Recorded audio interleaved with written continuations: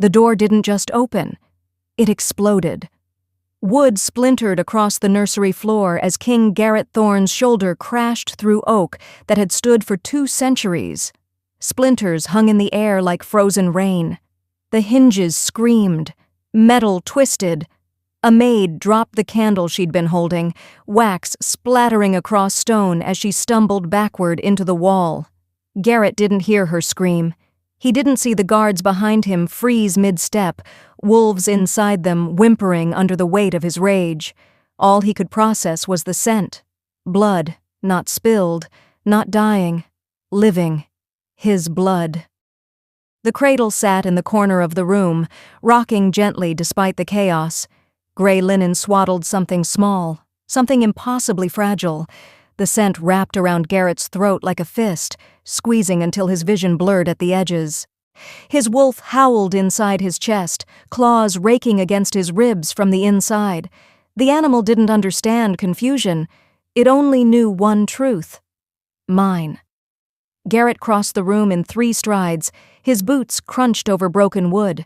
The maid pressed herself flatter against the wall, hands raised, mouth moving in words he couldn't hear over the roar in his ears. He reached the cradle and looked down. The baby's eyes opened, silver gray, the exact shade every royal child was born with before their eyes darkened with age, tiny fingers curled into fists no bigger than walnuts. The child didn't cry, didn't flinch, just stared up at him with an awareness that shouldn't exist in something so new. The scent hit him again, stronger this time, undeniable. Garrett's hands shook. His claws slid halfway out before he forced them back. The wolf inside him surged forward, desperate to touch, to claim, to protect. But his human mind couldn't catch up. He had no mate. No woman had ever stood before the moon throne and survived his bond.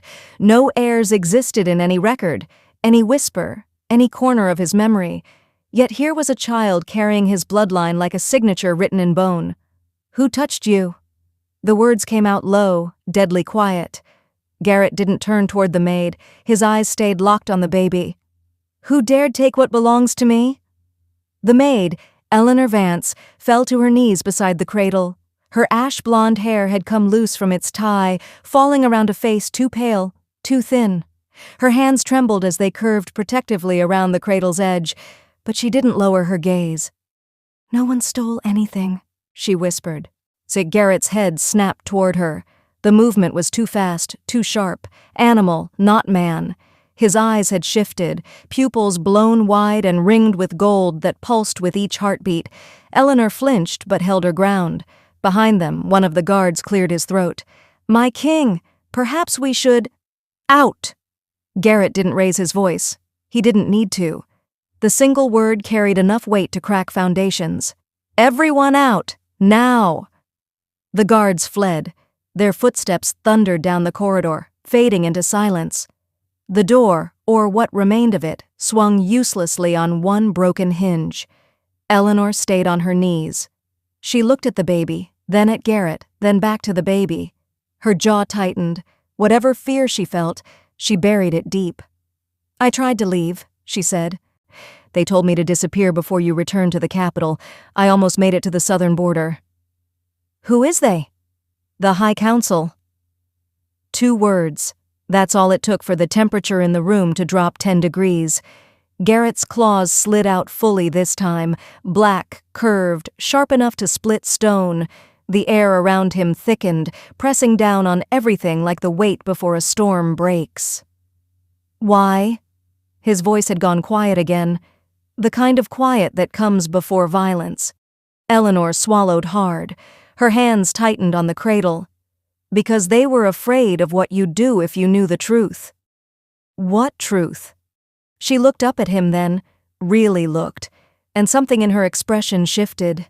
Not defiance, not fear, something older, sadder.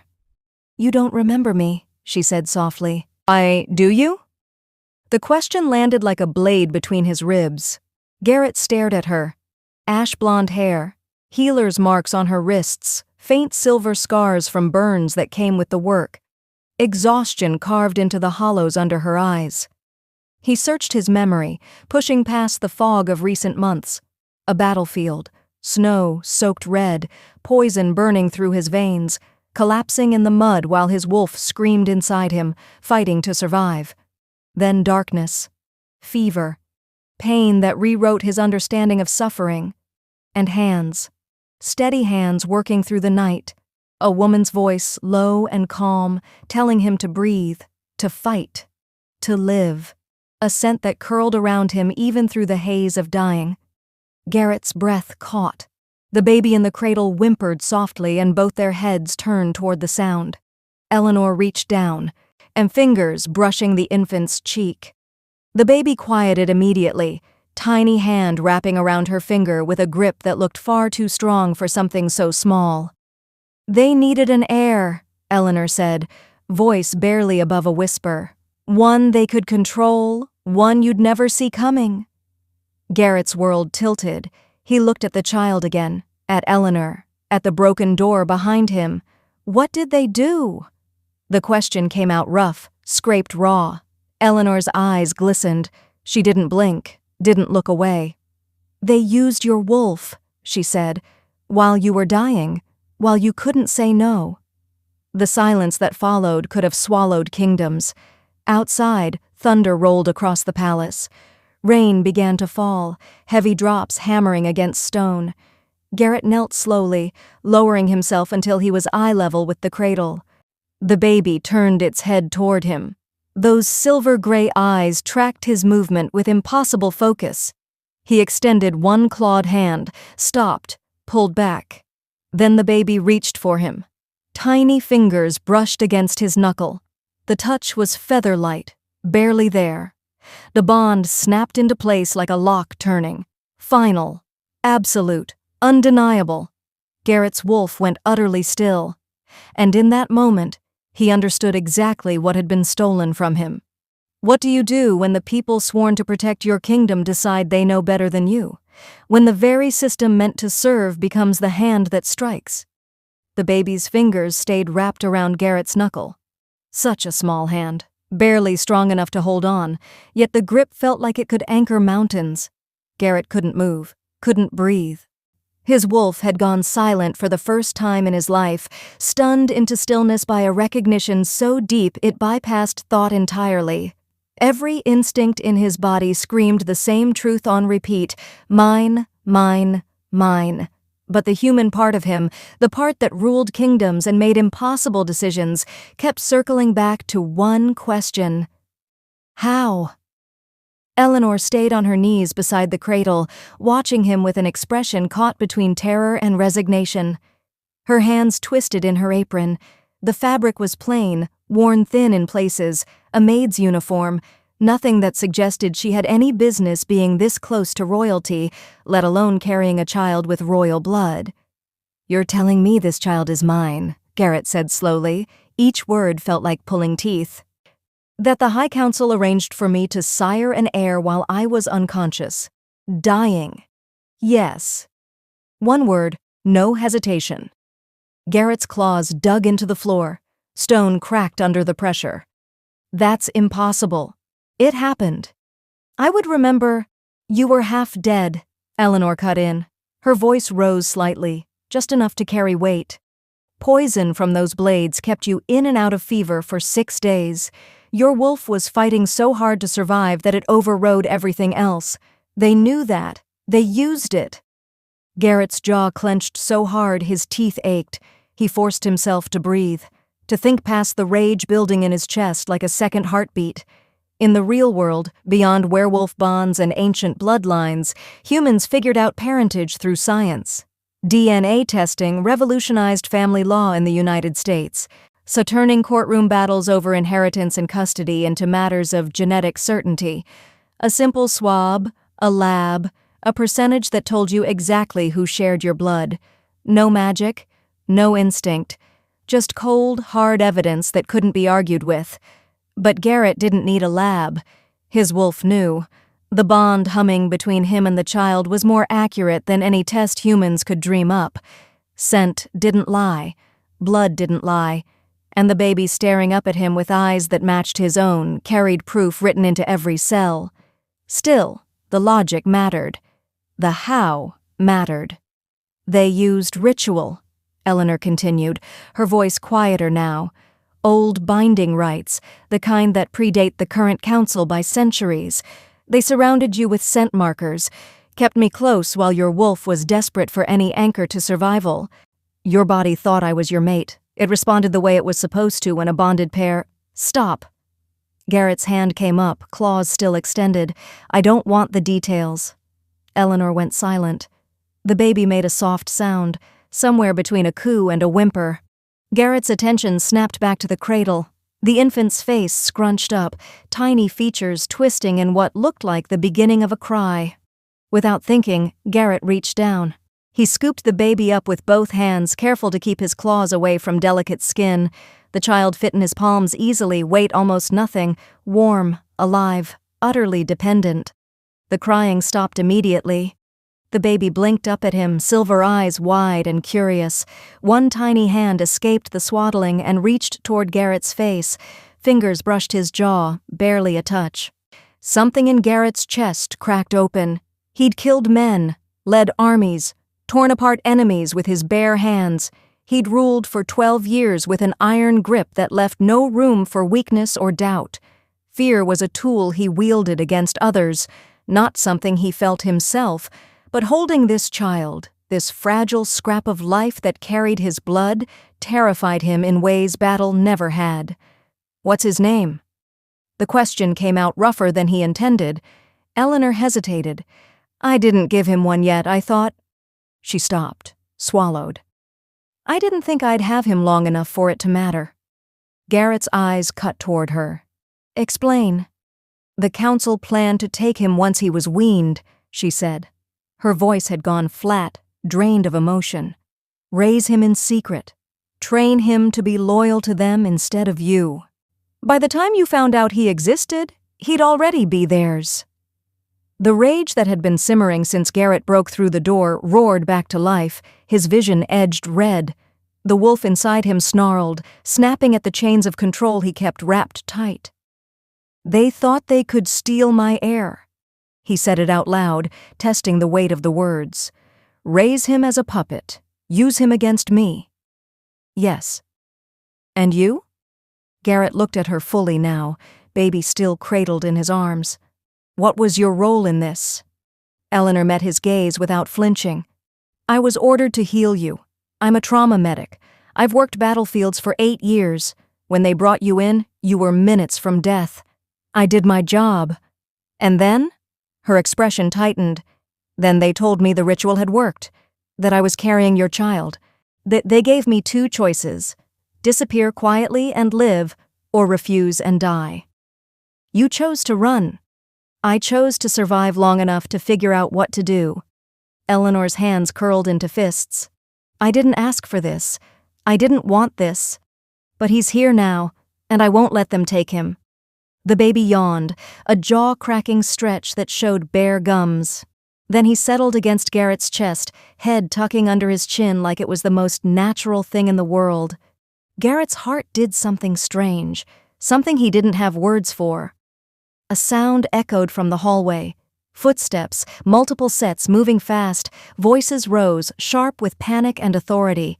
The council was coming. Of course they were. Garrett shifted his grip on the baby, holding him more securely. He turned toward the broken door just as shadows appeared in the corridor beyond. 3 figures stepped into view. Counselor Marcus Hale led the group, silver hair perfectly groomed despite the late hour. Behind him came Counselor Vivian Cross, her expression cold and calculating, and Counselor Raymond Locke, whose hand rested on the pommel of a ceremonial blade. They stopped when they saw Garrett holding the child. Marcus's face went carefully blank. My king, we can explain— Explain? Garrett's voice dropped to a growl. You're going to explain how you violated every law of consent and autonomy to create an heir you could control? It was for the good of the realm, Vivian said smoothly. You refused to take a mate, refused to secure the bloodline. We had no choice. You had no right. Raymond stepped forward. a hand still on his blade. "The child is a resource, one the kingdom needs. Your personal feelings about how he was conceived are irrelevant."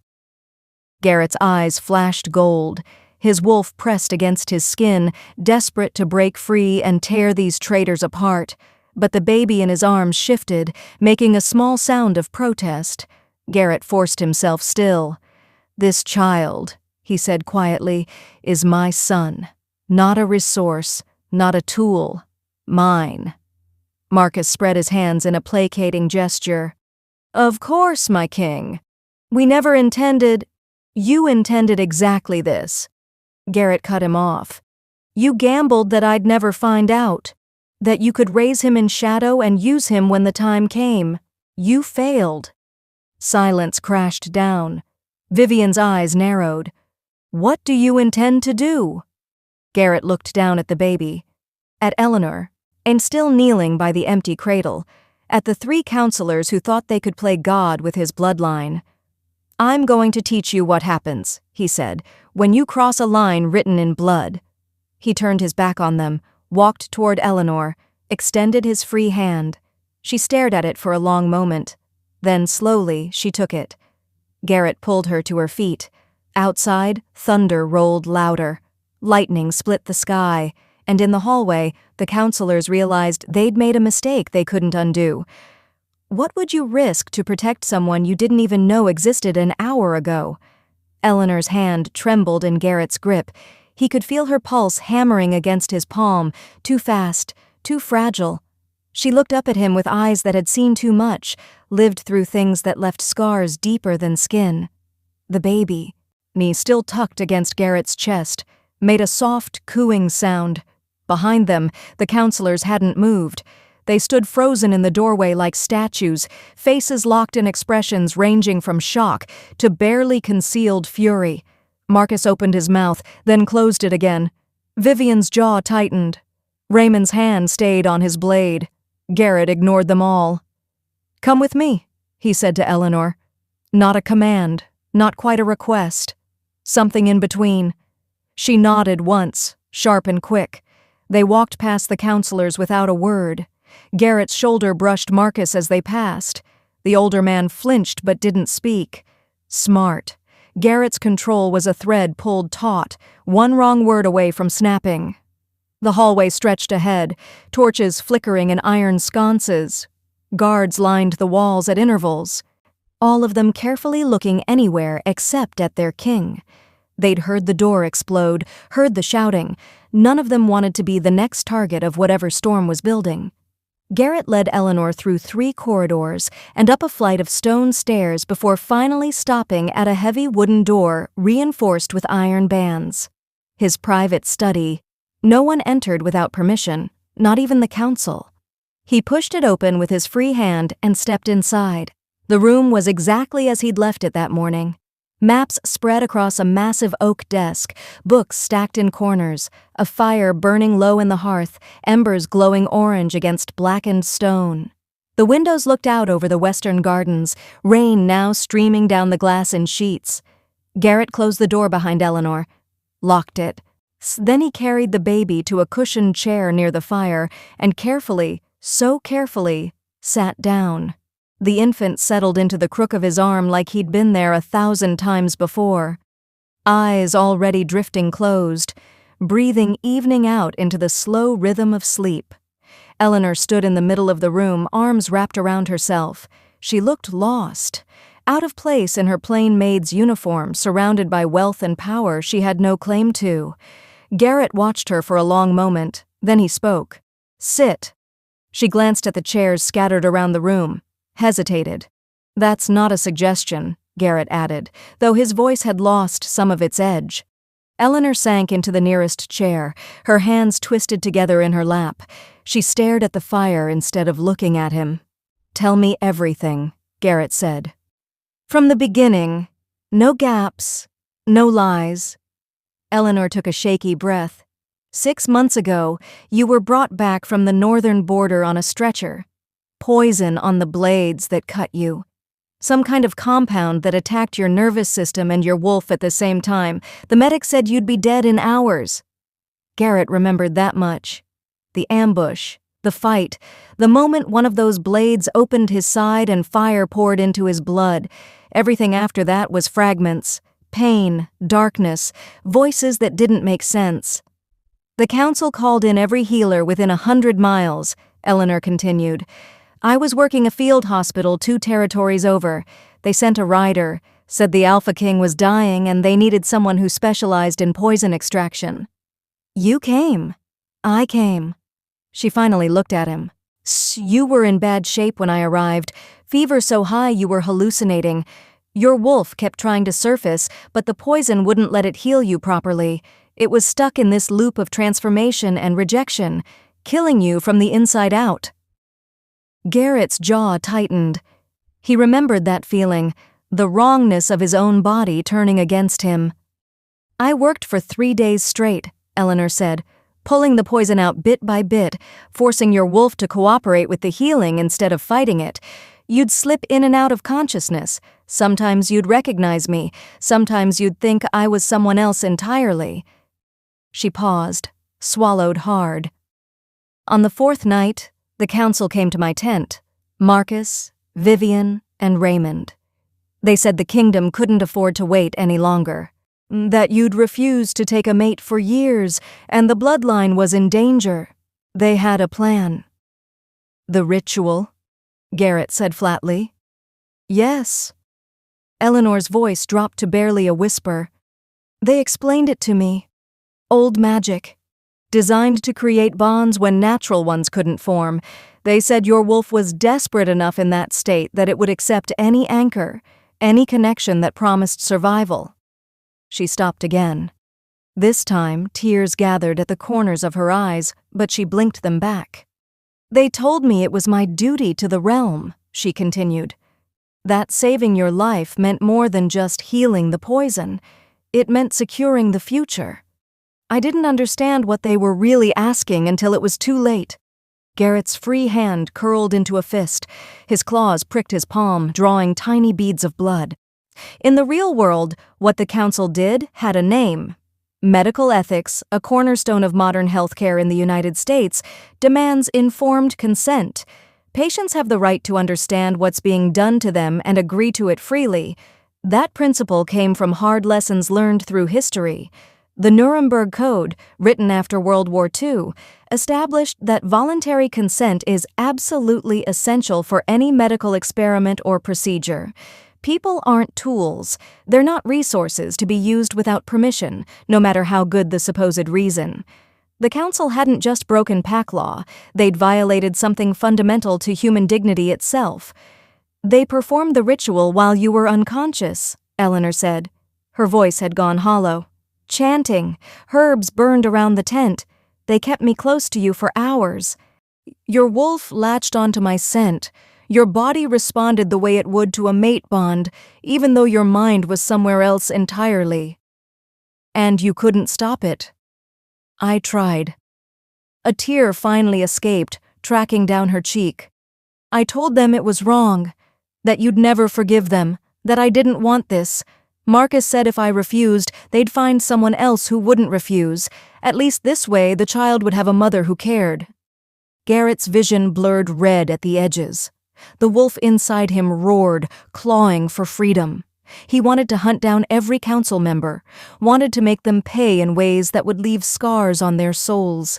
But the baby in his arms chose that moment to shift, tiny hand curling against Garrett's chest. The movement was automatic, unconscious, trusting. Garrett forced himself to breathe. "Though, when did you know you were pregnant?" he asked. "About a month later. I missed my cycle. Started getting sick in the mornings. The council had a healer confirm it. They seemed pleased. And they ordered you to disappear." Eleanor nodded. "They gave me a small house on the edge of the capital, enough money to live on, guards who watched me constantly. They said once the baby was born I could leave, go anywhere I wanted, as long as I never spoke about what happened. But you stayed." "I stayed because running while pregnant would have gotten me killed." Eleanor wiped at her face with the back of her hand. "I thought maybe once he was born I could find a way to tell you, to warn you. But they moved faster than I expected. They were going to take him tomorrow. Tomorrow, less than a day away from losing his son, before he even knew the child existed. Garrett looked down at the baby, still sleeping peacefully, unaware of the chaos swirling around him, unaware that his entire existence had been manufactured by people who thought they knew better than the king they served. "What's your full name?" Garrett asked suddenly. Eleanor blinked. "What?" "Your name. I need to know." "Eleanor Vance. I go by Ellie." "Where are you from?" "A small village near the eastern mountains. My parents were farmers. I left when I was 16 to train as a healer." Garrett committed every word to memory. This woman, this stranger who'd been dragged into a conspiracy she didn't ask for, had just become one of the most important people in his kingdom. "The council is going to come for you," he said. "For both of you. They won't let this stand." Ellie's face paled. "I know. But they'll have to go through me first." She stared at him. "Why? You don't know me. You don't owe me anything." Garrett glanced down at the baby again, then back at her. "You carried my son for 9 months," he said quietly. "Kept him safe when you could have run. Could have done exactly what they asked and disappeared. You didn't. That means something." Ellie's expression crumpled. Fresh tears spilled over, and this time she didn't try to stop them. Outside, the storm intensified. Rain hammered against the windows, thunder shook the stones, and somewhere in the palace, the High Council was planning their next move. Garrett stood slowly, careful not to wake the baby. He crossed to Ellie's chair and extended his hand again. "Stay here tonight," he said. "This room is protected. No one gets in without my permission." Ellie took his hand and let him pull her up. "What are you going to do?" Garrett's eyes flashed gold. "I'm going to remind them who rules this kingdom." Dawn broke cold and gray over the palace. Garrett stood at the window of his study, watching light creep across the western gardens. He hadn't slept, hadn't tried. His mind kept circling back to the same thoughts on repeat. The council's betrayal, the baby sleeping in a makeshift nest of cushions near the fire, Ellie curled up in the chair beside him. The child had woken twice during the night. Both times Ellie fed him with a quiet efficiency that spoke of practice and exhaustion. Garrett watched from across the room, memorizing details he'd never thought he'd need to know. How to support a baby's head. The specific angle needed for feeding. The soft sounds that meant contentment versus discomfort. By the time the sun fully rose, he had a plan. Garrett turned from the window and crossed to his desk. Maps and documents still covered the surface from yesterday's work, but he swept them aside without ceremony, pulled out fresh parchment, dipped a pen in ink. He wrote 4 names: Marcus Hale, Vivian Cross, Raymond Locke, and Diana Frost, the 4th member of the High Council who'd been conspicuously absent last night. These 4 held power second only to the king himself. They advised on matters of law, trade, military strategy, and pack relations. Generations of counselors had served with honor, their wisdom shaping the kingdom into something stable and prosperous. But somewhere along the way, advising had turned into controlling. The system worked like this. In the United States government, power gets divided between 3 branches: executive, legislative, judicial. Each one checks the others, making sure no single group can grab too much control. The founders built it that way on purpose, knowing that concentrated power leads to abuse. Humans learned that lesson the hard way through history. Werewolf kingdoms operated differently. The Alpha King held executive power, military command, and final judgment all in one position. The High Council existed to balance that, providing wisdom and restraint when instinct might push toward rash decisions. It was supposed to be a partnership, a way to blend the strength of the wolf with the strategy of the mind, but the council had overstepped. They'd decided their vision for the kingdom mattered more than the king's autonomy, more than consent, more than the basic right to control what happened to your own body. They'd turned a system meant to protect the realm into a weapon pointed at its ruler. Garrett set down the pen and stared at the names he'd written. A soft sound made him look up. Ellie was awake, watching him from her chair. The baby still slept, tucked against her chest with one tiny fist curled near his mouth. "You're planning something," she said. Not a question. "Yes. Something they won't like." "Definitely." Ellie shifted carefully, adjusting her hold on the baby. "What happens to us when this is over?" Garrett considered the question. Honest answer? He had no idea. The bond between them was incomplete, half-formed, forced into existence by magic and desperation instead of natural attraction. He didn't love her, didn't know her beyond the basics she'd shared last night. But the child connected them in ways that couldn't be undone. "You're under my protection," he said finally. "Both of you. That doesn't change regardless of what comes next." "That's not really an answer." "It's the only one I have right now." Ellie looked down at the baby, brushed a finger across his cheek. "He's going to need a name eventually." "I know. Do you have one in mind?" Garrett shook his head. Naming an heir is usually a formal process. Advisors suggest options with historical significance. The council weighs in on what sends the right message to the realm. It takes weeks. "We don't have weeks." "No, we don't." A knock echoed through the room. 3 sharp raps against the heavy door. Garrett's wolf tensed immediately, ready for a fight. "Who is it?" he called. "Captain Reese, my king." The voice came muffled through the wood. "I have urgent news." Garrett crossed to the door and opened it a crack. Captain Reese stood in the hallway, armor polished despite the early hour. The man had served as head of the Royal Guard for 6 years. Loyal, competent, one of the few people Garrett trusted without question. "Speak," Garrett said. Reese glanced past him, catching sight of Ellie and the baby. His expression didn't change, but something flickered in his eyes. Surprise, maybe. Or understanding. "The council has called an emergency session," Reese said. "They're gathering in the throne room as we speak. They're demanding your presence." "Demanding?" "Their word, not mine." Garrett's jaw tightened. Of course they were. The council had lost control of the situation last night. Now they'd try to reclaim it through official channels, using procedure and tradition as weapons. "How many guards are with them?" Garrett asked. 12. Standard honor escort." "Armed?" "Ceremonial blades only." So they weren't planning an outright attack.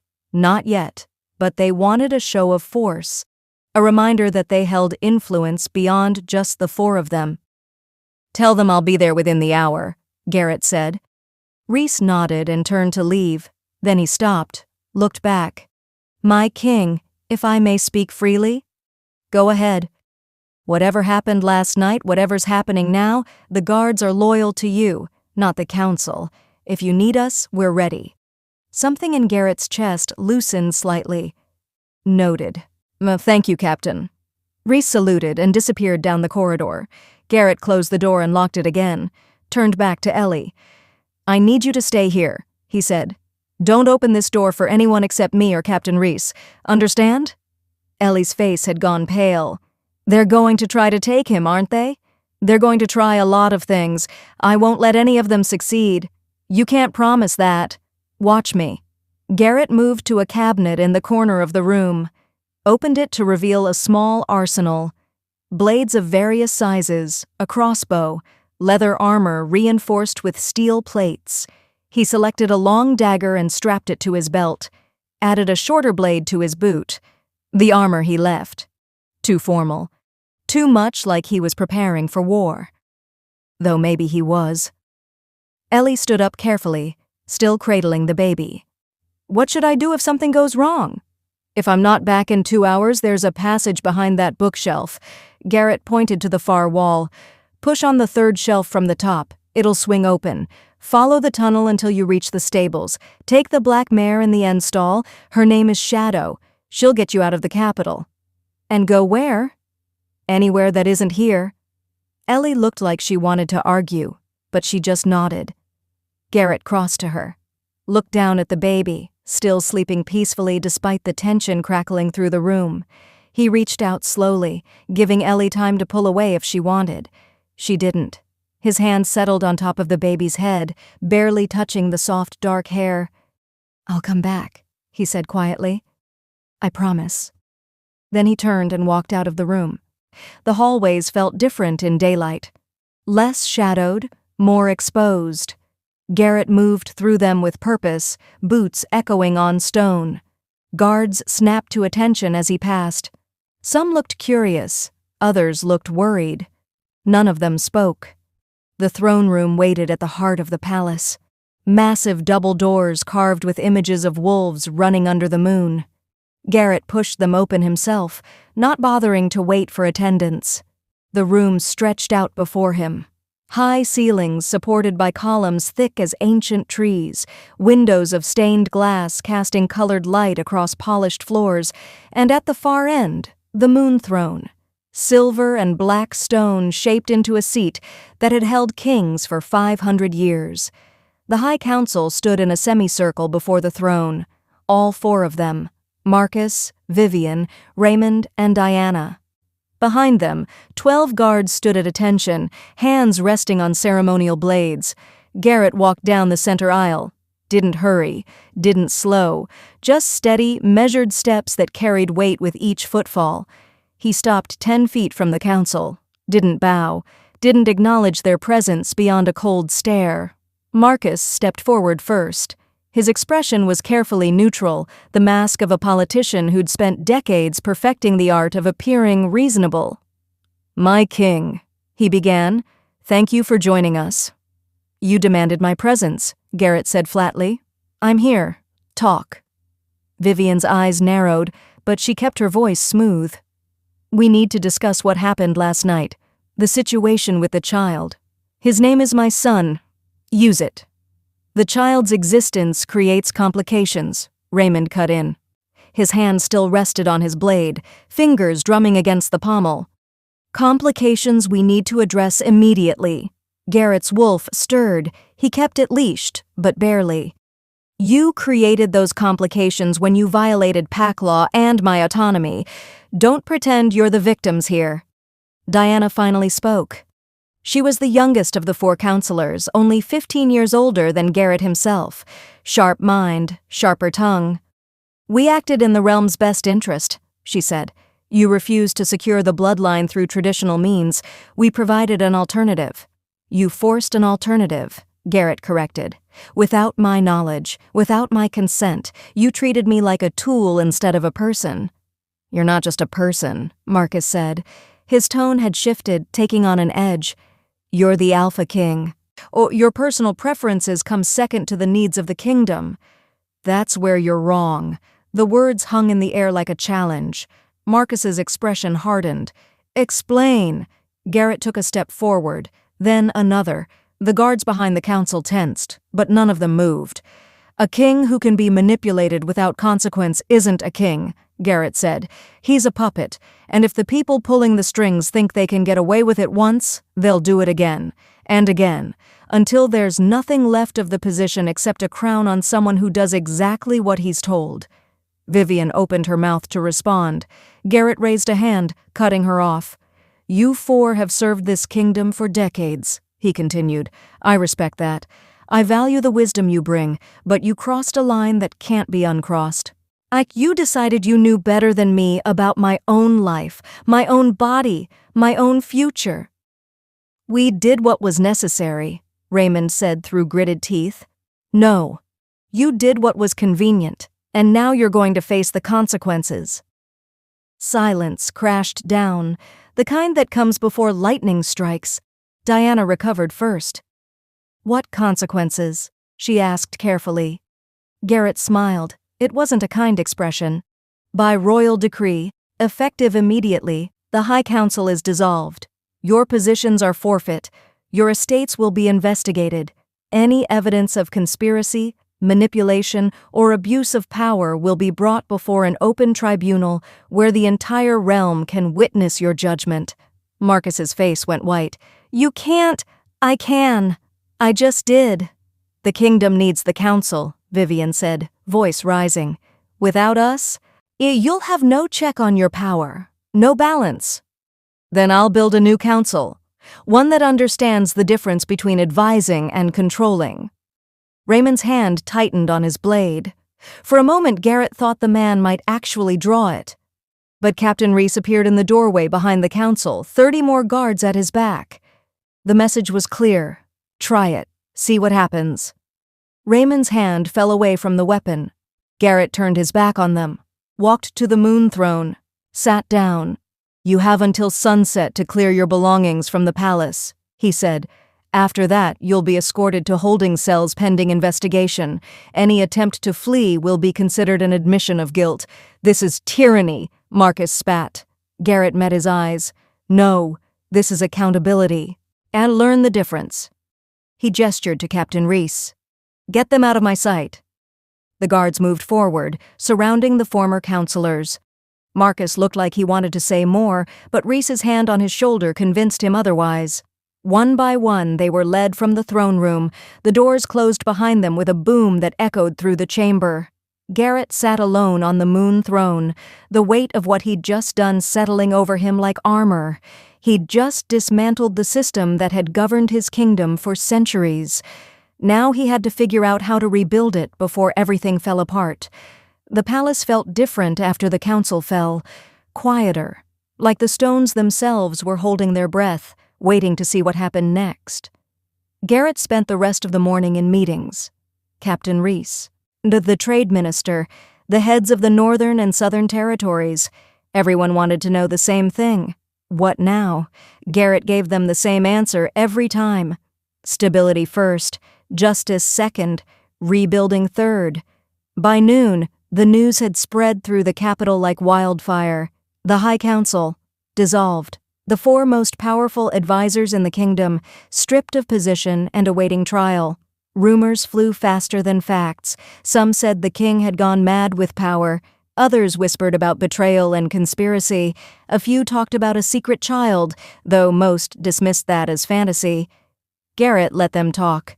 Truth would come out soon enough. He made his way back to his study just after midday. Guards stood posted outside the door now, rotating shifts every 4 hours. No one got past them without direct authorization from either Garrett or Captain Reese. Garrett knocked 3 times. A pause. Then Ellie's voice came through the wood. Who is it? Me. The lock clicked. The door opened a crack. Ellie peered out, eyes red-rimmed from exhaustion or tears or both. When she saw it was really him, relief flooded her face. She pulled the door wider and stepped back. Garrett entered and locked the door behind him.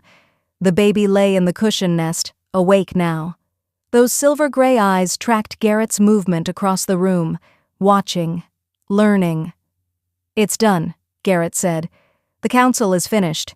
Ellie sank into her chair. Just like that? Just like that. What happens to them? Investigation first, then trial. If they're found guilty of conspiracy and violation of pack law, they'll face consequences ranging from exile to execution depending on what evidence surfaces. Ellie's hands twisted in her lap. And us? Garrett moved to the window. Rain had started again, light drops streaking the glass. That's more complicated. How? He turned to face her. The bond between us. It's incomplete. Ellie frowned. I don't understand. Normally, when a wolf bonds with someone, it happens in stages. Recognition, attraction, choice. The final stage is a conscious decision by both parties to complete the bond. It creates a permanent connection, emotional, physical, sometimes even mental, depending on how strong the individuals are. But we didn't choose, Ellie said slowly. No, we didn't. The ritual forced the first 2 stages while I was unconscious. My wolf recognized you as a potential mate, responded to your proximity with attraction markers, but we never got to the choice part. So what does that mean? Garrett crossed his arms. It means you carry a partial bond, enough for my wolf to recognize you as important, enough for my instincts to want to protect you, but not enough to override free will on either side. Ellie looked at the baby, then back at Garrett. Can it be completed? Yes, but only if both of us choose it. And if we don't, then it stays partial. You'd still carry faint traces of my scent. Other wolves would sense the connection and know you're under my protection, but you'd be free to live your own life, make your own choices." The room fell silent, except for the soft sounds of the baby shifting in his nest. In the real world, psychologists talk about attachment theory. The idea that early bonds, especially between parent and child, shape how we connect with people for the rest of our lives. Secure attachment happens when a child feels safe, protected, and valued. That foundation lets them grow into adults who can form healthy relationships based on trust instead of fear. But forced bonds, relationships built on manipulation or coercion, create the opposite: anxious attachment, avoidant attachment, patterns that repeat through generations unless someone breaks the cycle. What the council did tried to shortcut natural bonding. They wanted the result without the process, the connection without the choice. But bonds don't work that way. Real relationships, the kind that last, require both parties to participate willingly. Garrett and Ellie stood at a crossroads. They could choose to complete the bond, build something real from the broken foundation they'd been given, or they could acknowledge the connection for what it was, incomplete and forced, and move forward as allies instead of mates. Neither option was wrong. Both carried consequences. "I need to ask you something," Garrett said, "and I need you to answer honestly." Ellie straightened in her chair. "Okay. If you could go back 6 months, knowing everything that was going to happen, would you still come to heal me?" She didn't hesitate. "Yes." "Even knowing what the council would do?" "Even knowing." Ellie's voice was steady now. "Because if I hadn't come, you'd be dead, and this child wouldn't exist. I can't regret that, even if everything else about the situation is wrong." Garrett nodded slowly. "What about now? If I gave you the choice to leave, to take the baby and go somewhere far from the capital where no one would find you, would you take it?" Ellie was quiet for a long moment. She looked at the baby again, at the study around them, at Garrett. "I don't know," she said finally. "Part of me wants to run, to disappear somewhere safe and raise him away from all this politics and power, but another part knows that's not fair to him. He's your son. He deserves to know his father, to grow up understanding where he comes from." "That's not an answer." "It's the only one I have right now." Fair enough. Garrett could respect that. He moved to the cushion nest and knelt beside it. The baby's eyes followed him, impossibly alert for something so young. Garrett extended one finger. The baby grabbed it with surprising strength, tiny hand wrapping around Garrett's knuckle. The partial bond hummed, faint but present, recognition flowing both ways. "We need to name him," Garrett said without looking up. Ellie stood and crossed to kneel on the other side of the nest. "Do you have ideas?" "A few. Traditional royal names tend toward strength. Hunter, Stone, Blade." "Those are terrible." Garrett glanced at her, almost smiled. "You have better suggestions? Maybe something that doesn't sound like a weapon." "He's going to be a warrior. Name should reflect that." "He's also going to be a person," Ellie countered, "with thoughts and feelings and a life beyond fighting." They stared at each other across the baby. The moment stretched, tension building. Then the baby made a sound, something between a gurgle and a laugh. Both their heads snapped down. The infant was looking at them with what could only be described as amusement. Too knowing, too aware. "He's laughing at us," Ellie said. "Babies this young don't laugh. Tell that to him." Garrett felt something shift in his chest. Not the bond. Something else. Something simpler and more complicated at the same time. "Ryan," he said suddenly. "Old pack name. Means little king." Ellie tested it silently. "Ryan Thorne." "Yes. I like it." She reached down and brushed the baby's cheek. "What do you think? Are you a Ryan?" The baby, Ryan, grabbed her finger too, held on to both of them at once. The partial bond flared, bright and sharp.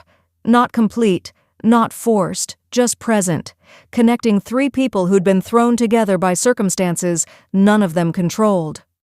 "We need to make a plan," Garrett said. "The council's gone." But that creates a power vacuum. Other territories might see it as weakness. Try to push for advantage. What kind of advantage? Trade disputes, border claims, challenges to my authority. Garrett's jaw tightened. Some might even try to use Ryan as leverage. A child heir with no formal protection, no acknowledged mother, just appeared out of nowhere? That's a target. Ellie's face paled. They'd hurt him? Some would try. Most wouldn't dare while he's under my protection. But there are always a few who think they can get away with anything. So what do we do? Garrett stood up, began pacing. His mind worked through possibilities, strategies, contingencies.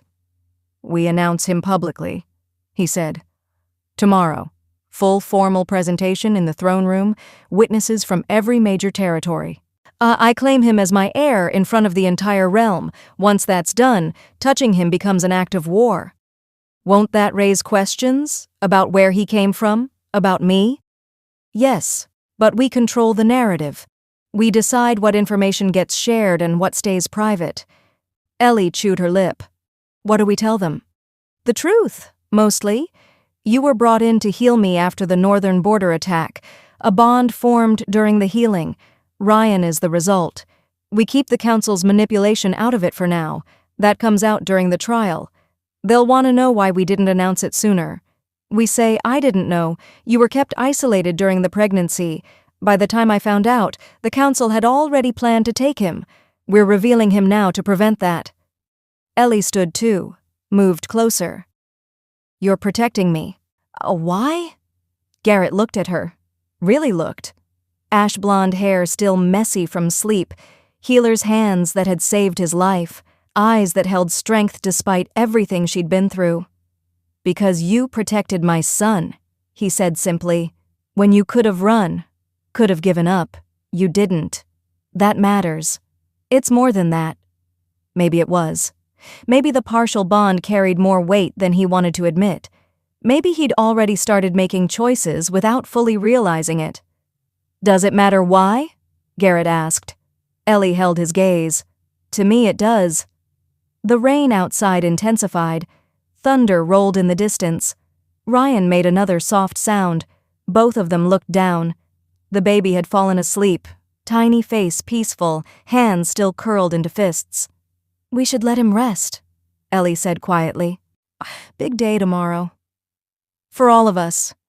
Garrett moved toward the door, stopped with his hand on the lock. Ellie? Yes? Thank you for keeping him safe, for being honest with me, for not running when you had the chance. She smiled, small but real. Thank you for not killing me when you found out. The night's still young. This time, the smile reached her eyes. Garrett left the study and posted himself outside with the guards. He'd sleep in shifts tonight, making sure nothing got past him while Ryan and Ellie rested inside. Tomorrow, the realm would learn they had an heir, and Garrett would make damn sure everyone understood what that meant. When your whole world changes in a day, how do you make sure the people you're protecting understand they're worth the fight? The window shattered inward at 3 a.m. Glass exploded across the study floor in a spray of glittering shards. Cold air rushed in through the opening, carrying rain and the scent of something wrong. Ellie jerked awake in her chair, heart hammering, arms instinctively curling around Ryan as he startled from sleep. A shadow landed inside the room, then another. 2 figures dressed in black, faces covered, blades drawn, and already moving toward the cradle before they realized it was empty. Ellie didn't scream, didn't freeze. She rolled out of the chair and hit the floor behind it. Ryan clutched tight against her chest.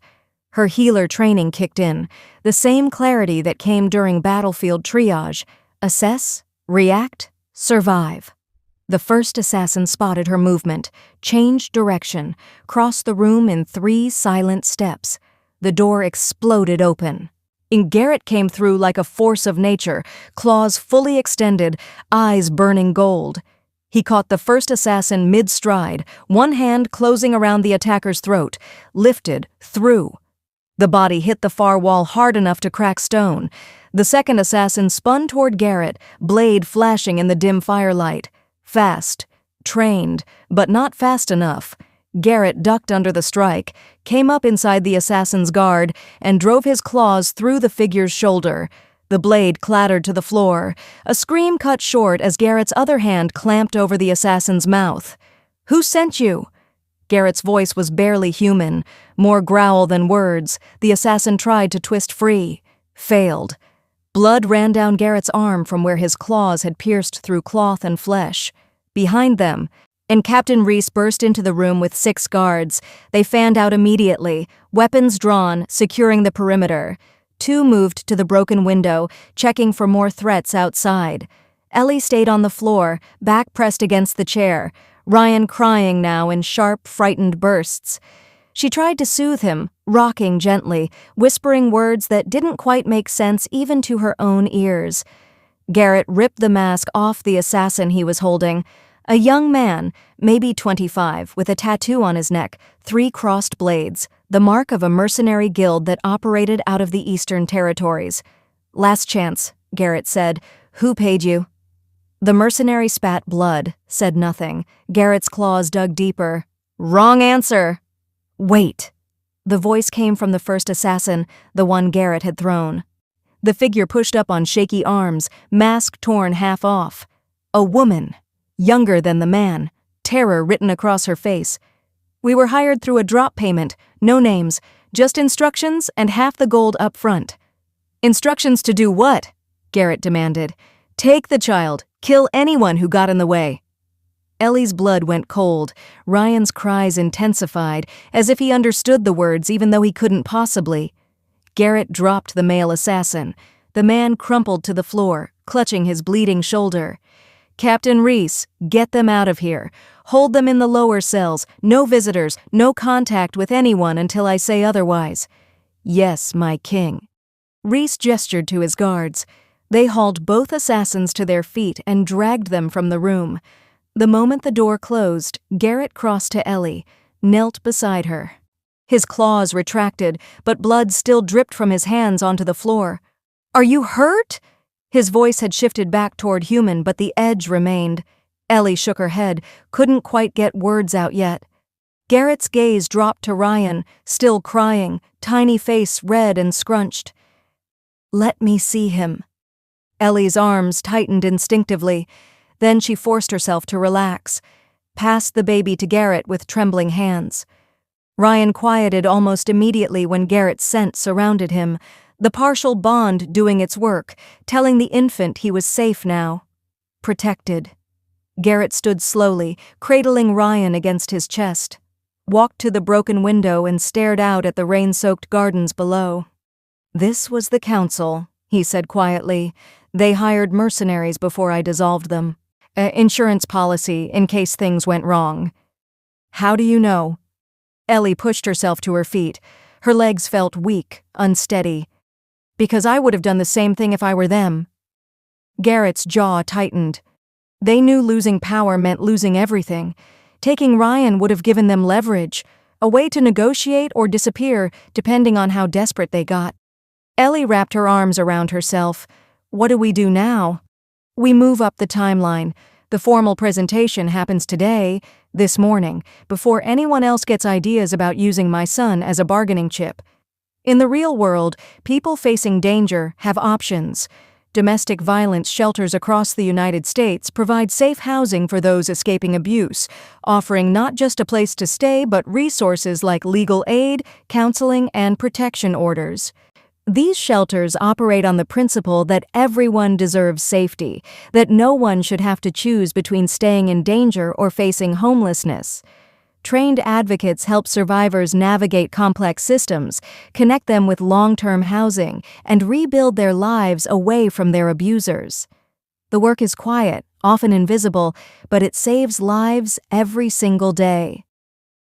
Ellie and Ryan didn't need a shelter. They had something rarer. A king willing to turn his entire kingdom upside down to keep them safe. But protection only worked if people knew the consequences of crossing that line. "I need to prepare," Garrett said, still looking out the window. "The presentation requires formal dress, witnesses, documentation. It'll take a few hours to arrange." "What about us?" You stay here. I'm posting 12 guards outside this room. No one enters except me or Reese, not even the servants. For how long? Until I say otherwise. Ellie moved closer, stopped a few feet away. Garrett. He turned.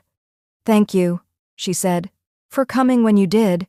You don't need to thank me for protecting what's mine. The words hung in the air between them. What's mine, not who, what. Ellie should have been offended, should have pushed back against being claimed like property. But she'd spent 6 months carrying a child in secret, terrified of what would happen when the truth came out. Having someone powerful enough to stand between her and danger felt less like ownership and more like relief. Maybe that would change later. Maybe once the immediate threat passed, she'd find the anger she probably should be feeling. But right now, so with broken glass on the floor and her baby's cries still echoing in her ears, she just felt grateful. Garrett handed Ryan back to her. Get some rest if you can. This afternoon is going to be intense. He left the room.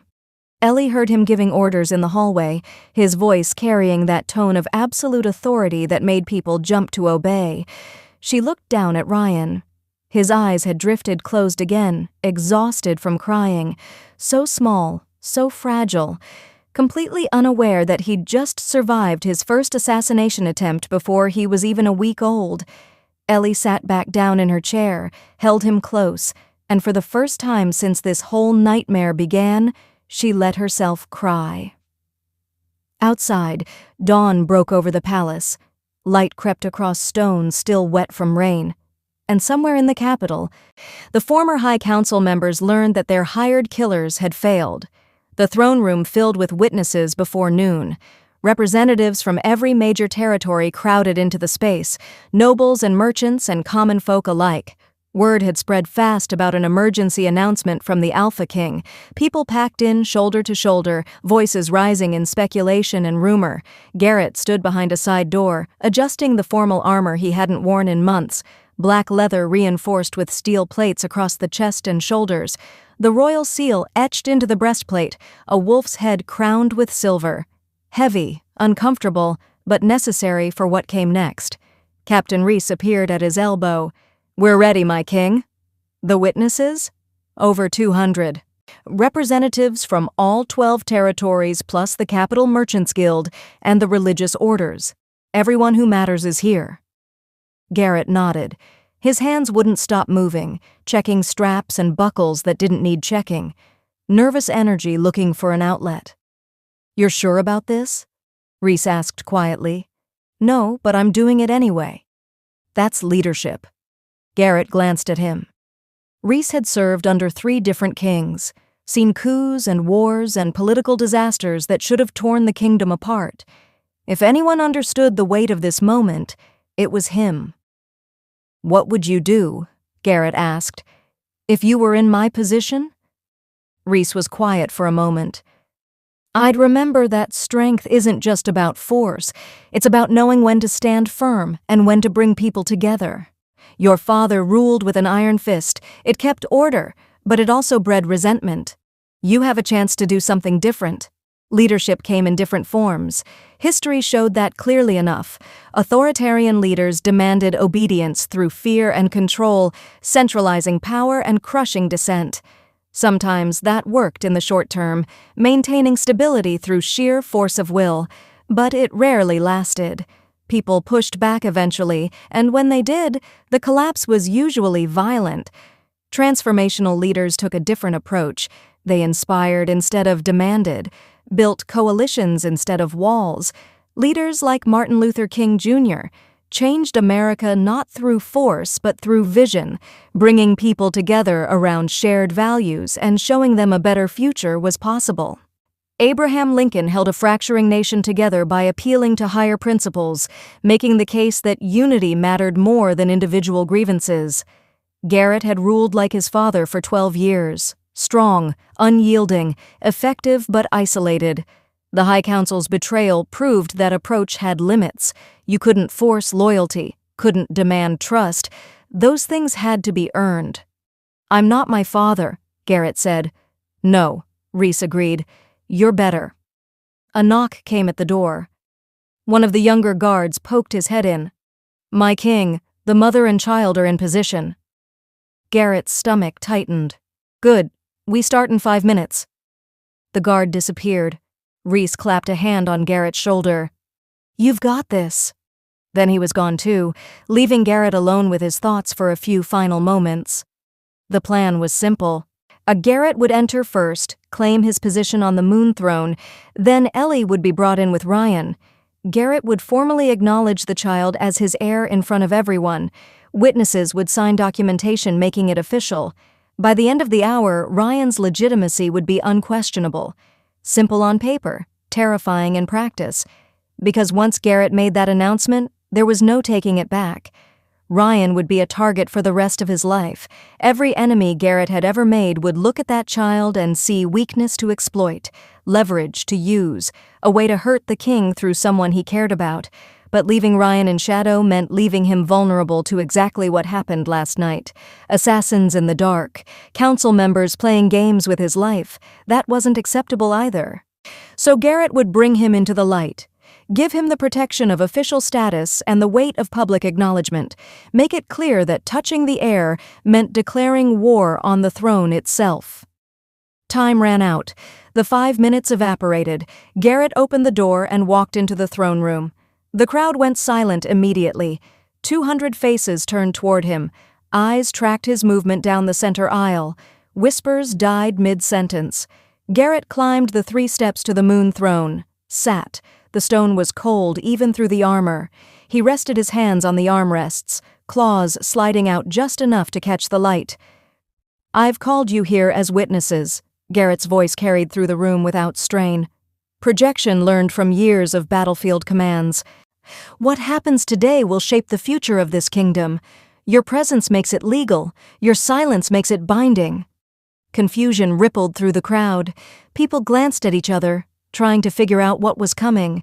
Garrett gestured to Captain Rhys, standing near the main doors. Rhys opened them. Ellie walked in carrying Ryan. The whispers started immediately. Who was she? Why was she here? What did this mean? Ellie moved down the aisle with her head high despite the fear Garrett could see in her eyes. She'd changed into a simple dress, nothing fancy but clean and well-fitted. Her hair was pulled back, the healer's marks on her wrists visible to anyone who looked closely. She stopped at the base of the throne, met Garrett's eyes. He stood, descended the steps, held out his hands. Ellie passed Ryan to him without hesitation. Garrett turned to face the crowd, holding his son so everyone could see. "This is Ryan Thorne," he announced, "born 6 days ago, my son and heir to the throne." Chaos erupted. Voices rose from every corner. Questions shouted over each other, demands for explanation, accusations of deception. The noise built to a roar. Garrett waited, let them get it out of their systems. Eventually, the shouting faded. People remembered where they were, who stood before them. "I know you have questions," Garrett continued when silence returned. "I'll answer what I can. Eleanor Vance, standing before you, served as my healer 6 months ago after the northern border attack. A bond formed during that time. Ryan is the result." "Why wasn't this announced sooner?" Someone called from the crowd. A noble from the southern territories, Garrett recognized the voice. "Because I didn't know," Garrett said. "Eleanor was kept isolated during the pregnancy by parties who wished to use my heir for their own purposes. I discovered Ryan's existence 3 days ago. We're making this announcement now to ensure his safety and legitimacy." More whispers, people processing. A woman stepped forward from the front row. Lady Sarah Brennan, head of the Northern merchant families. Respected, influential. "And the High Council? Where are they during this announcement?" Garrett's expression hardened. "The council has been dissolved. They stand accused of conspiracy, manipulation, and violation of pack law. Their trial will follow once the investigation is complete." The room went dead silent. "You dissolved the council?" Lady Brennan's voice carried shock. "The institution that's governed alongside the throne for 500 years? "I dissolved 4 individuals who betrayed their oaths," Garrett corrected. "The institution will be rebuilt with people who understand the difference between serving the realm and controlling it." "Who decides that?" a man called out. "You? All of us." Garrett's gaze swept across the room. "I'm creating a new council. Representatives chosen not by birth or political favor, but by the territories themselves. Each region will select someone they trust to speak for their interests. Those 9 individuals will advise the throne moving forward." Stunned silence followed. "You're giving power back to the territories?" Lady Brennan asked carefully. "I'm sharing it," Garrett said. The way it should have been all along." He looked down at Ryan, still sleeping peacefully despite the noise, then back at the crowd. "I'm asking you to witness this," Garrett said, "to sign your names to documentation that makes my son's position official. In return, I'm promising transparency, accountability, a kingdom where power serves the people instead of hoarding itself at the top." People shifted, glanced at each other, calculating what this meant for them. Lady Brennan stepped forward. "I'll sign." Then others moved, slowly at first, then in groups, nobles and merchants and common folk alike, forming a line that stretched to the back of the room. Garrett handed Ryan back to Ellie, descended to stand beside a table where Captain Reese had laid out the official documents. One by one, witnesses stepped up, signed their names, acknowledged what they'd seen. It took 2 hours to get through everyone. By the time the last signature dried, Ryan Thorne's legitimacy was carved into law and witnessed by hundreds. Garrett dismissed the crowd. They filed out talking in hushed voices, still processing everything that had just happened. Ellie approached the throne carrying Ryan. "Is it done?" "It's done. What happens now?" Garrett looked at her, at his son, at the throne room slowly emptying around them. "Now," he said, "we make sure it sticks." Outside, the word was already spreading. The Alpha King had an heir. The council was gone. Everything was changing. And in the holding cells below the palace, 4 former counselors realized their gamble had failed completely. The trial began at dawn, 3 weeks after Ryan's presentation. Marcus Hale stood in chains before a panel of judges drawn from territories across the kingdom. Vivian Cross beside him, Raymond Locke, Diana Frost, all 4 stripped of titles, wearing plain clothes instead of council robes. Guards flanked them on both sides. Garrett sat on the moon throne, elevated above the proceedings but not participating directly. This trial had to be fair, had to be seen as justice rather than revenge. So he'd appointed neutral judges, allowed the accused to bring witnesses, and opened the proceedings to public observation. The throne room was packed again, people standing in every available space, pressing against walls, craning for a view. This was history happening in real time. Judge Helena Cross, no relation to Vivian despite the shared name, called the court to order. She was 70 years old. "I retired from the bench 5 years ago, but brought back for this specific purpose. Neutral, respected, known for following the law even when it was inconvenient.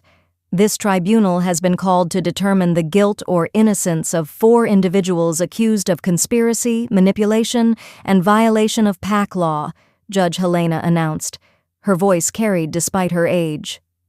"The charges are serious. The evidence will be examined thoroughly. At the end, a verdict will be rendered based on facts, not emotion." She looked at the 4 accused. "Do you understand the charges against you?" Marcus nodded. "We do." "How do you plead?" "Not guilty." Marcus's voice was steady, confident, like he actually believed he could win this. Judge Helena turned to the prosecution table. "You may begin." The lead prosecutor, a sharp woman named Rachel Vega from the Eastern Territories, stood. She'd spent the last 3 weeks gathering evidence, interviewing witnesses, building a case that could stand up to scrutiny. "Your Honors," Rachel began, "the evidence will show that these 4 individuals engaged in a calculated conspiracy to create an heir to the throne without the Alpha King's knowledge or consent. They used ancient binding rituals, manipulated a life-threatening situation, and then attempted to hide the results of their actions. When their plot was discovered, they hired assassins to eliminate the evidence. She paused, letting that sink in. This wasn't a mistake. It wasn't poor judgment. It was a deliberate attempt to control the throne by controlling the bloodline, and when that failed, they tried to murder a child. Marcus's attorney, and an older man named Douglas Kemp, stood immediately. Objection. There's no direct evidence connecting my clients to the assassination attempt. We'll present that evidence, Rachel said calmly. Judge Helena nodded. Overruled. Continue. Rachel called her first witness. Eleanor Vance. Ellie walked to the witness stand, looking calmer than Garrett expected. She'd been dreading this moment for weeks, the thought of facing the council members again making her physically ill some nights. But she climbed the steps, took her oath, and sat down with her back straight. Miss Vance, Rachel said, can you describe the events of 6 months ago when you were summoned to heal the Alpha King? Ellie took a breath. Then she began. She told them everything. The rider arriving at the field hospital, the urgency in his voice. Garrett dying from poison, his wolf trapped in a loop of transformation and rejection, working for days straight trying to pull him back from the edge, then the council arriving on the 4th night, the ritual they described, the pressure they applied, the violation that followed. The room went utterly silent as she spoke, people listening to every word. Did you consent to what happened? Rachel asked. No. Ellie's voice was firm. They told me it was my duty, that refusing meant finding someone else who wouldn't refuse. I tried to say no. They didn't listen. And after you became pregnant? They isolated me. Gave me a house on the edge of the Capitol, guards who watched constantly. They said once Ryan was born, I could leave, but they planned to take him immediately. Rachel pulled out a document. Your Honors, this is a contract signed by all 4 defendants outlining the plan for the infant's upbringing. It specifies that the child would be raised in secret, educated by council-approved tutors, and kept from the Alpha King until he reached age 16. She handed copies to the judges, to the defense table, to Garrett. Marcus's attorney stood again. This proves nothing except planning for a contingency. My clients believed they were acting in the kingdom's best interest. By violating the king's bodily autonomy? Rachel's tone sharpened. By forcing a pregnancy on an unconscious man? The king is not just a man, he's the embodiment of the realm. His personal preferences are protected by the same laws that protect everyone else. Judge Helena cut in. That's the foundation of justice. In the United States legal system, due process means everyone gets a fair trial.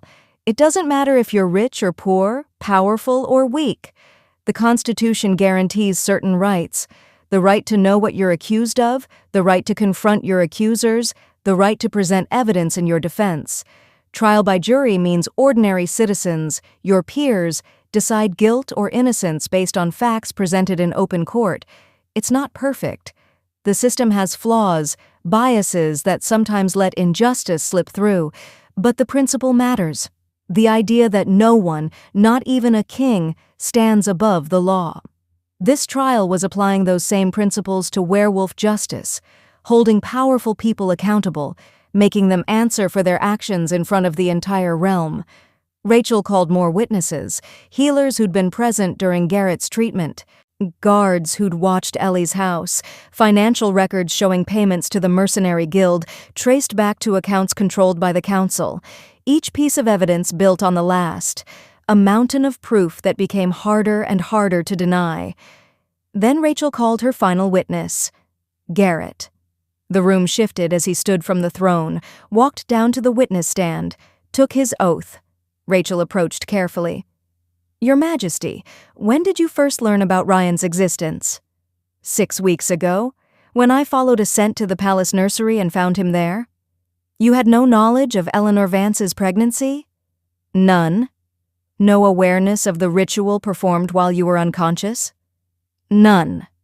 If you had been conscious, if the council had asked your permission, what would you have said? Garrett's jaw tightened. I would have said no.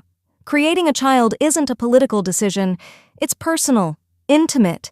It requires full consent from everyone involved. Rachel nodded. And when you discovered what had been done? I was angry, Betrayed.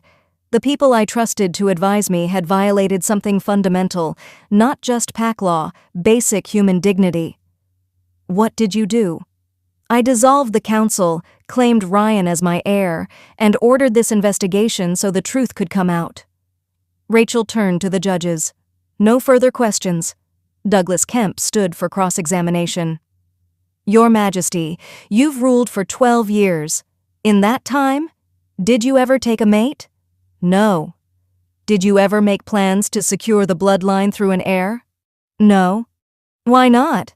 Garrett's eyes flashed. Because I hadn't found someone I wanted to build that life with. Because ruling alone felt safer than risking a bond that might be used against me. So the council had legitimate concerns about succession. Concerns, yes, but that didn't give them the right to solve the problem by force. Kemp pressed. The kingdom needs stability. An heir provides that.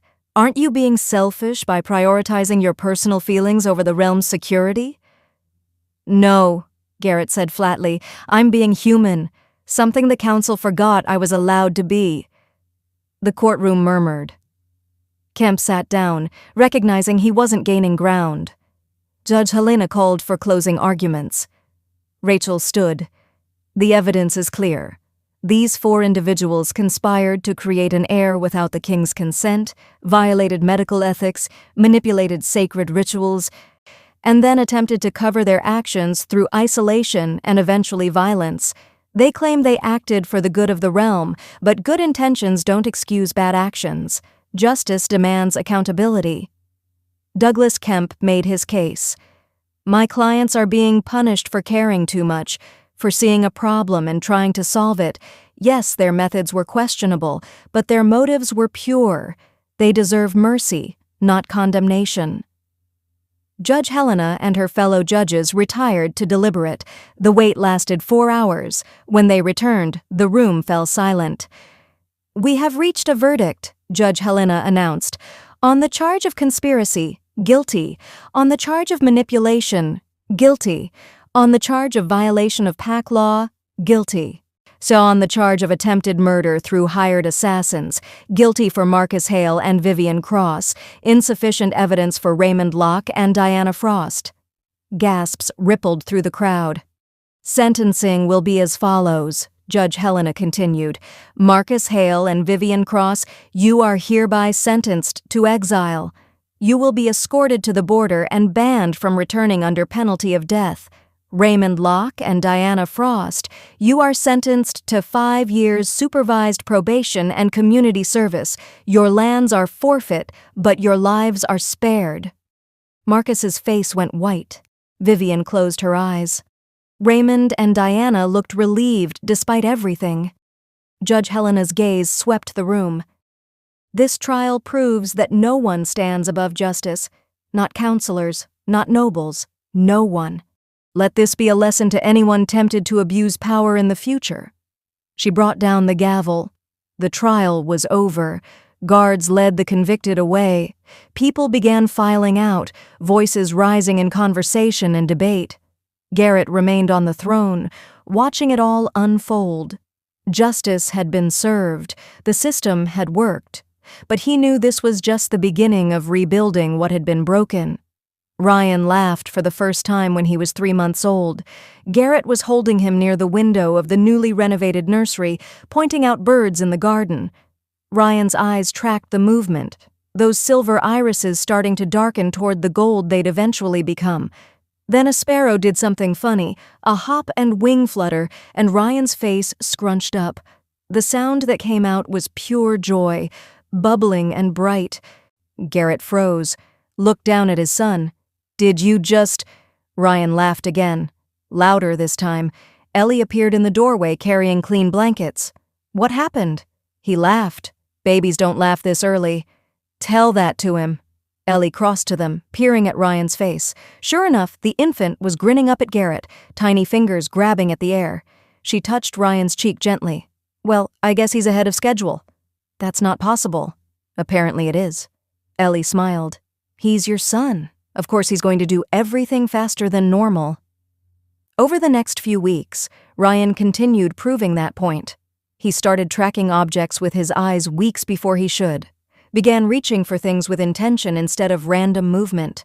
His grip got stronger, strong enough that when he grabbed Garrett's finger, it actually required effort to pull free. Garrett brought in specialists, healers who examined Ryan thoroughly, checking for signs of accelerated development or health issues. They found nothing wrong, just a baby who seemed determined to grow faster than the books said he should. "It's the bloodline," one healer explained.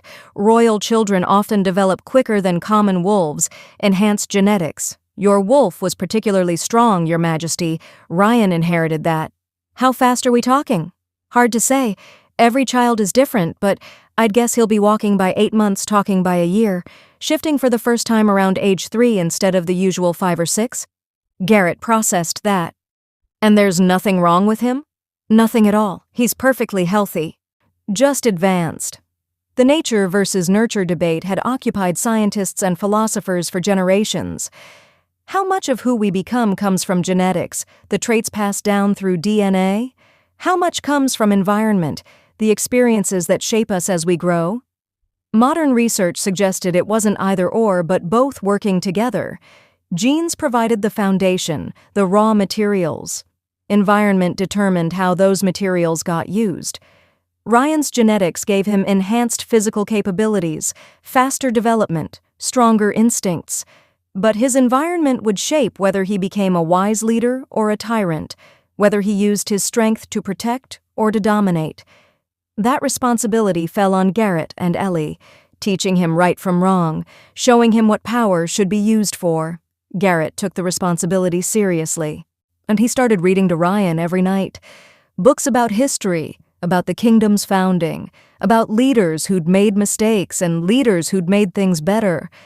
Ryan couldn't understand the words yet, but he'd watch Garrett's face, absorbing the tone and cadence. Ellie focused on different lessons: gentleness, empathy. She'd hold Ryan and talk to him about the people she'd healed over the years. The farmers with broken bones, the soldiers with infected wounds, the children scared and hurting, teaching him that strength meant protecting the weak, not exploiting them. By 6 months, Ryan was crawling. Fast. He'd tear across the nursery floor chasing toys, giggling when someone chased him back. His wolf hadn't emerged yet, but the instincts were there. Playful stalking, practice pouncing, so learning through games that would later translate to survival skills. Garrett watched it all with a mixture of pride and terror. His son was growing stronger every day, but strength without wisdom was dangerous. He'd seen it too many times. Young wolves who let power go to their heads, who thought being alpha meant never showing weakness or mercy. "I don't want him to be like me," Garrett admitted one night. He and Ellie were sitting in the study after putting Ryan to bed. Rare, quiet moment. Ellie looked up from the medical journal she'd been reading. "What do you mean?" "I ruled through fear for 12 years. Kept people in line by being stronger, meaner, more willing to do violence than anyone else. It worked, but it also isolated me, made me into something—" He struggled for the word. "Cold." "You're not cold." "I was.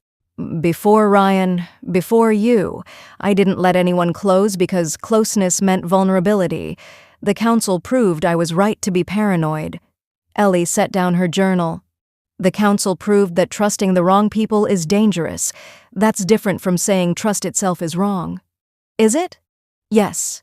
She said it firmly. "You can't raise Ryan to believe everyone's an enemy. He'll turn into exactly what you're afraid of: isolated, paranoid, unable to form real connections." Garrett stared into the fireplace.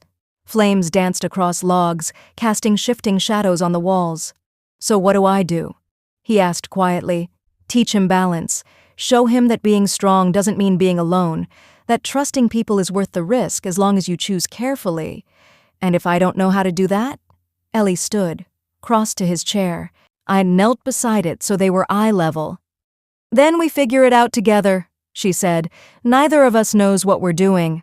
We're both making this up as we go. But that's okay. Ryan doesn't need perfect parents.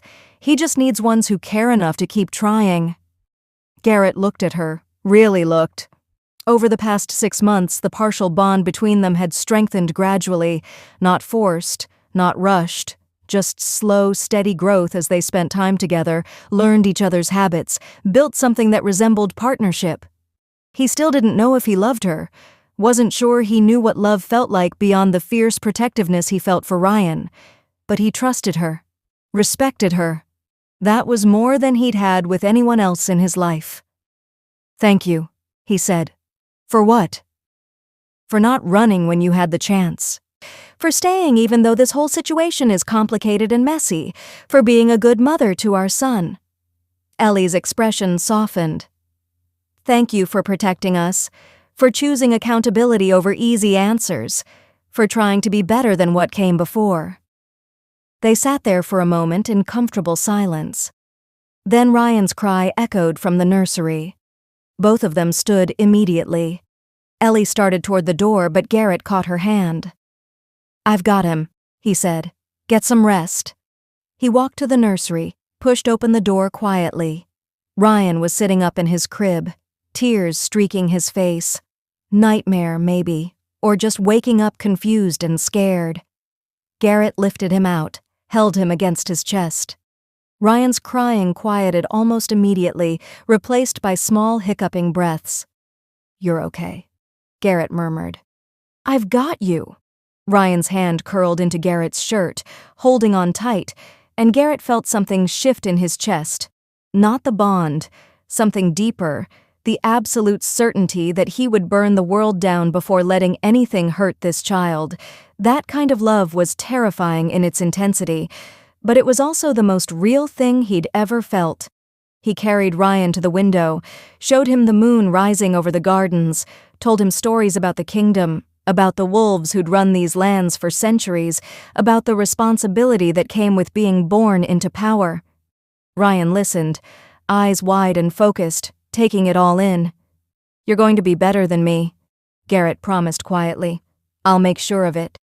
Outside, the moon climbed higher, stars scattered across a clear sky, and in the nursery of the palace, as a father held his son and dreamed of a future worth building. The new council convened for the first time on a morning that felt like the world was starting over. 9 representatives sat in chairs arranged in a semicircle before the moon throne, each one chosen by their territory through open selection. No appointments based on family name or political favors, just people the communities trusted to speak for them. Lady Sarah Brennan from the Northern Merchants, Thomas Creek, a farmer from the Southern Valleys, Rebecca Stone, a former soldier from the Eastern Border, 6 others representing different regions, different backgrounds, different perspectives. Garrett stood before them, Ryan balanced on one hip. The child was 9 months old now, walking with the unsteady determination of someone still figuring out balance. His eyes had fully shifted to gold, marking him unmistakably as royal blood. Ellie stood to Garrett's left, close enough to take Ryan if he got fussy, but far enough to let Garrett handle this moment himself. "Thank you for accepting these positions," Garrett began. His voice carried through the throne room, though the space was mostly empty today. This first meeting was private, just the council and the immediate royal presence. "You were chosen because your territories trust you, because you've proven you put the people's needs ahead of personal ambition." Sarah Brennan nodded. "We understand the weight of this responsibility, Your Majesty." "Good, because I need to make something clear from the start." Garrett shifted Ryan to his other hip. The child grabbed his collar, tiny fingers curling into the fabric. "This council exists to advise, not to control. Your voices matter, your perspectives shape policy, but final decisions rest with the throne." "How is that different from before?" Thomas Creek asked. His accent carried the rough edges of someone who'd spent more time working land than navigating politics. "Before, the council operated in shadow," Garrett said. "They made decisions without transparency, used their positions to accumulate power, and when challenged, they chose manipulation over accountability. That changes now. All council meetings will be documented, recommendations will be public record, disagreements will be resolved through open debate, not backroom deals." Rebecca Stone leaned forward. And if we disagree with your decisions? Then you say so, loudly, in front of witnesses. I'd rather have honest opposition than false agreement. Leadership styles shaped kingdoms the same way they shaped nations.